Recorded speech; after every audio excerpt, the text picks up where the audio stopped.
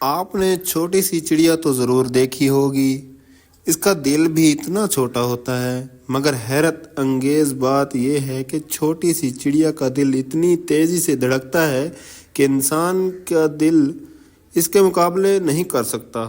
اس کی رفتار ہر منٹ میں 1000 مرتبہ دھڑکن ہوتی ہے۔ چڑیا کسان کے لیے معاون ہوتی ہے، فائدہ مند ہوتی ہے اور ان حشرات کو ختم کرتی ہے جو فصلوں کو نقصان پہنچاتے ہیں۔ آج سے کافی عرصہ پہلے چینی صدر نے چینیوں کو ہدایت دی کہ چڑیا مارنے کا عالمی دن منائیں، تو تمام چینیوں نے تمام چڑیاں مار ڈالیں۔ اس کے بعد حشرات الارض نے ان کی فصلوں کو بے اندازہ نقصان پہنچایا اور انہوں نے چڑیوں کو واپس آنے کی پھر اجازت دے دی۔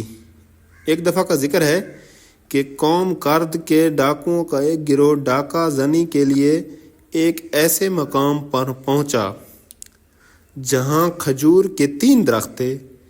ان درختوں میں سے ایک درخت خشک تھا اور 2 پھلدار تھے۔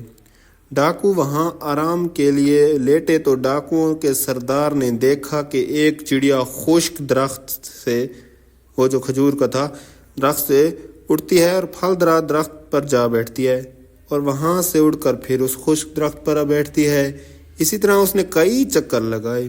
سردار نے یہ دیکھا تو تجسس کے لیے خشک درخت پر چڑھا اور جا کر دیکھا کہ ایک اندھا سانپ سب سے بلند ٹہنی پر بیٹھا ہے اور منہ کھولے ہوئے ہے۔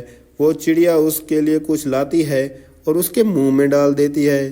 سردار نے یہ دیکھا تو متاثر ہوا اور کہنے لگا، الہی، یہ ایک موذی جانور ہے جس کے رزق کے لیے تو نے ایک چڑیا مقرر فرما رکھی ہے، پھر میرے لیے جو اشرف مخلوق میں سے ہوں یہ ڈاکہ زنی کب مناسب ہے؟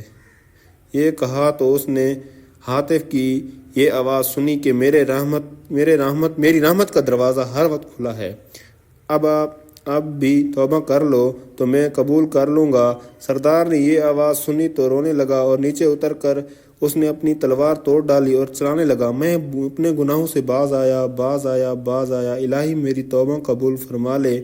پس اچانک ایک غیبی فرشتے ہاتف نے اللہ تعالیٰ کی طرف سے آواز دی کہ ہم نے تجھے معاف کر دیا۔ وہ شخص کہتا ہے کہ میں اپنے رفقا، اپنے ساتھیوں کے پاس آیا اور انہیں سارا قصہ سنائے اور کہا، پہلے میں اللہ تعالیٰ سے کٹا ہوا تھا اور دور تھا، لیکن اب میں نے توبہ کر لی، اللہ تعالیٰ سے صلح کر لی ہے کہ وہ ڈاکوؤں کا سردار کہتے ہیں کہ وہ ڈاکوؤں کا سردار بہت نیک کام کرنے لگ گیا۔